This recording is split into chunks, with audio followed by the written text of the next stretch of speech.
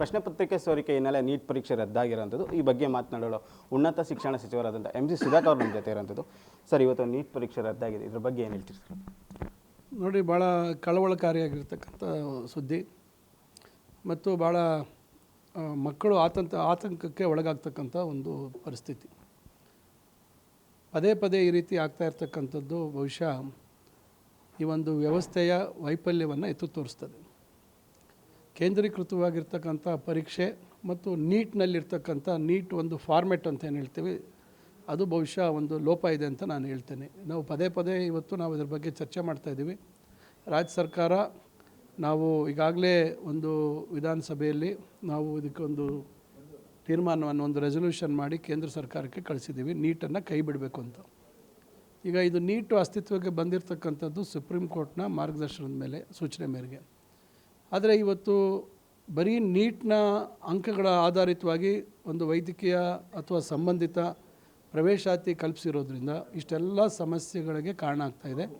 ಇದನ್ನು ದುರುಪಯೋಗ ಮಾಡಿಕೊಳ್ಳುವಂಥವ್ರು, ಯಾಕಂದರೆ ಇಲ್ಲಿ ಈ ಅಂಕ ಬಂದರೆ ಸಾಕು ನಮಗೆ ವೈದ್ಯಕೀಯ ಶಿಕ್ಷಣ ಸೀಟ್ ಬರುತ್ತೆ ಅಂಥೇಳಿ ಇವತ್ತು ಮಕ್ಕಳು ಭಾಳಷ್ಟು ಜನ ಇವತ್ತು 12ನೇ ತರಗತಿ ಅಥವಾ PUC ಸೆಕೆಂಡ್ PUC ಆಗಿರೋವಂಥವರು 1 ವರ್ಷ ಕೈ ಬಿಟ್ಟು ಬರೀ ನೀಟ್ಗಾಗಿ ಕೋಚಿಂಗ್ ತೊಗೊಳ್ತಾರೆ.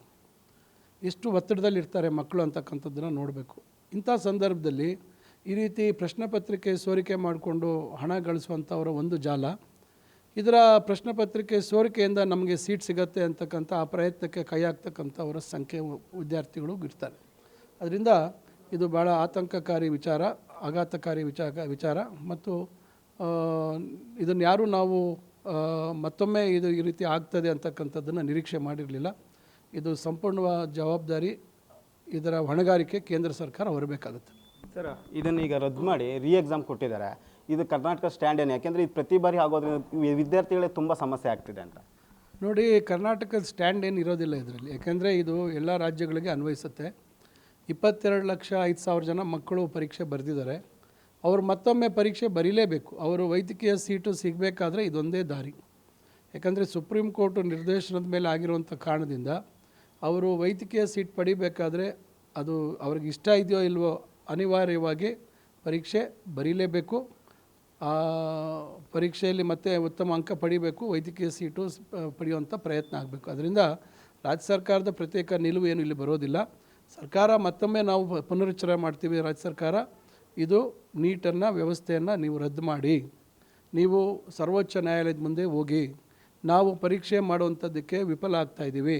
ಇದು ಗೊಂದಲ ಭಾಳಷ್ಟು ನಿರಂತರವಾಗಿ ಸಾಗ್ತಾ ಇದೆ. ಇದರಿಂದ ದೊಡ್ಡ ಸಂಖ್ಯೆ ಲಕ್ಷಾಂತರ ವಿದ್ಯಾರ್ಥಿಗಳಿಗೆ ಒಂದು ರೀತಿ ಮಾನಸಿಕವಾಗಿ ಭಾಳಷ್ಟು ತೊಂದರೆ ಆಗ್ತಕ್ಕಂಥದ್ದು ಆಗ್ತಾಯಿದೆ. ಅದರಿಂದ ಆ ರಾಜ್ಯಗಳ ಮಟ್ಟದಲ್ಲೇ ಈ ಒಂದು ಪರೀಕ್ಷೆ ಆದರೆ ಉತ್ತಮ ಅಂತಕ್ಕಂಥದ್ದು ಕೇಂದ್ರ ಸರ್ಕಾರ ಈಗಲಾದರೂ ಎಚ್ಚೆತ್ತುಕೊಂಡು ಅವರು ಅಫಿಡವಿಟ್ ಫೈಲ್ ಮಾಡಿದ್ರೆ ಖಂಡಿತ ಇದನ್ನು ಸುಪ್ರೀಂ ಕೋರ್ಟ್ ಅವರು ಅದನ್ನು ಎಲ್ಲ ರೀತಿಯಲ್ಲಿ ಅದನ್ನು ಅಧ್ಯಯನ ಮಾಡಿ ಪರೀಕ್ಷೆ ಅವರು ಕೂಡ ವರದಿಗಳನ್ನು ತರಿಸ್ಕೊಂಡು ಒಂದು ತೀರ್ಮಾನ ಮಾಡಲಿಕ್ಕಾಗತ್ತೆ ಮತ್ತು ಮಕ್ಕಳಿಗೆ ಈ ಆಗ್ತಾ ಇರ್ತಕ್ಕಂಥ ತೊಂದರೆಯನ್ನು ತಪ್ಪಿಸುವಂಥದ್ದಕ್ಕೆ ಸಾಧ್ಯ ಆಗುತ್ತೆ.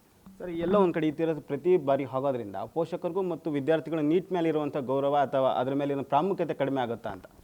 ನೋಡಿ, ಖಂಡಿತ ಈ ಪರೀಕ್ಷಾ ವ್ಯವಸ್ಥೆ ಮೇಲೆ ಪೋಷಕರಿಗಾಗ್ಬೋದು ವಿದ್ಯಾರ್ಥಿಗಳಿಗಾಗ್ಬೋದು ನಂಬಿಕೆ ಹೋಗುತ್ತೆ. ಆದರೆ ಇದಕ್ಕೆ ಪರ್ಯಾಯ ಏನು? ಪರ್ಯಾಯ ಅನ್ನೋದಕ್ಕೆ ಪರ್ಯಾಯ ಇವತ್ತು ಸರ್ವೋಚ್ಚ ನ್ಯಾಯಾಲಯದ ಮುಂದೆ ಹೋಗಬೇಕು. ಈ ರೀತಿ ಗೊಂದಲಗಳಾಗ್ತಾ ಇದ್ದಾವೆ, ಇದು ಬದಲಾಯಿಸಬೇಕು ಅಂತಕ್ಕಂಥದ್ದನ್ನು ಕೇಂದ್ರ ಸರ್ಕಾರ ಒಪ್ಕೋಬೇಕಾಗತ್ತೆ. ಒಪ್ಕೊಂಡು ಅದನ್ನು ಅವರ ಮುಂದೆ ಇಟ್ಟರೆ ಖಂಡಿತ ಇದಕ್ಕೆ ಒಂದು ಪರಿಹಾರ ಸಿಗತ್ತೆ.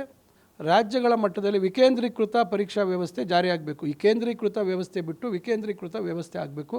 ಆ ರಾಜ್ಯಗಳ ಮಟ್ಟದಲ್ಲೇ ಪರೀಕ್ಷೆಗಳಾಗಬೇಕು. ಸಂಖ್ಯೆ ಯಾವತ್ತೂ ಕಮ್ಮಿ ಆಗುತ್ತೆ. ಆ ರಾಜ್ಯಗಳ ಮಟ್ಟದಲ್ಲಿ ಆದಾಗ ಎಲ್ಲರೂ ಆಲ್ ಇಂಡಿಯಾ ಕೋಟಾ ಬೇಕಾದಂಥವರು ಪ್ರತ್ಯೇಕವಾಗಿ ಆಲ್ ಇಂಡಿಯಾ ಕೋಟಾ ಪರೀಕ್ಷೆ ಮಾಡಬೇಕಾಗತ್ತೆ.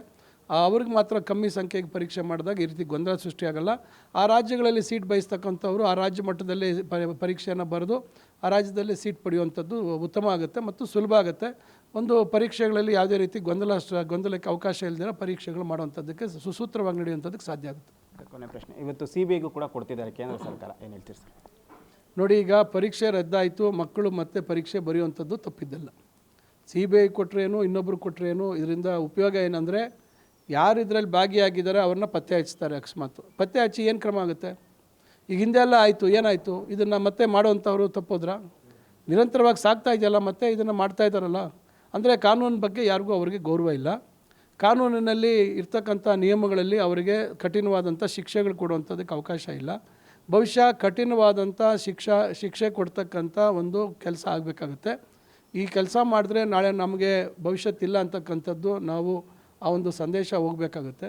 ಇವೆಲ್ಲ ಕೇಂದ್ರ ಸರ್ಕಾರ ಮಾಡಬೇಕಾಗುತ್ತೆ. ಅದರಿಂದ CBI ಎನ್ಕ್ವೈರಿ ಮಾಡೋದ್ರಿಂದ ಮಕ್ಕಳಲ್ಲಿ ಇರ್ತಕ್ಕಂಥ ಒತ್ತಡ ಇರ್ಬೋದು, ಪರೀಕ್ಷೆ ಬರೀಲೇಬೇಕು, ವೈದ್ಯಕೀಯ ಶಿಕ್ಷಣ ಸೀಟ್ ಪಡಿಲೇಬೇಕು ಅಂತಕ್ಕಂಥ ಇಚ್ಛೆ ಇರೋಂಥವರ ಆತಂಕ ಅಥವಾ ಅವರು ಏನು ಒಂದು ಭಯದ ಒಂದು ಪರಿಸ್ಥಿತಿ ಇರ್ತದೆ, ಅದನ್ನು ತಪ್ಪಿಸೋವಂಥದ್ದಕ್ಕೆ ಸಾಧ್ಯ ಇಲ್ಲ. ನಾನು ಆ ವಿದ್ಯಾರ್ಥಿಗಳಲ್ಲಿ ವಿನಂತಿ ಮಾಡ್ಕೊಳ್ತೇನೆ, ಇದು ತಪ್ಪಿದ್ದಲ್ಲ, ಇದು ತಮ್ಮ ತಪ್ಪಲ್ಲ, ಇದು ವ್ಯವಸ್ಥೆಯಲ್ಲಿ ಆಗಿರ್ತಕ್ಕಂಥ ಲೋಪ. ಇದನ್ನು ಬದಿಗೊತ್ತಿ ಯಾವುದೇ ಒತ್ತಡ ರಹಿತವಾಗಿ ತಾವು ಮತ್ತೊಮ್ಮೆ ಪರೀಕ್ಷೆ ಬರಿಬೇಕು ಮತ್ತು ಉತ್ತಮ ಅಂಕಗಳನ್ನು ಗಳಿಸಿ ತಮ್ಮ ಆಸೆಯನ್ನು ತಾವು ನೆರವೇರಿಸ್ಕೋಬೇಕು ಅಂತಕ್ಕಂಥ ಒಂದು ಸಂದೇಶವನ್ನು ಕೊಡಲಿಕ್ಕೆ ಬಯಸ್ತೇನೆ. Thank you sir. ಇಷ್ಟು ಸಚಿವರಾದಂಥ ಸುಧಾಕರ್ ಅವರ ಮಾತು. ಕ್ಯಾಮ್ರಾ ಪರ್ಸನ್ ಲಕ್ಷ್ಮಣ್ ಜೊತೆ KS Maruti Naik, freedom TV, Bengaluru.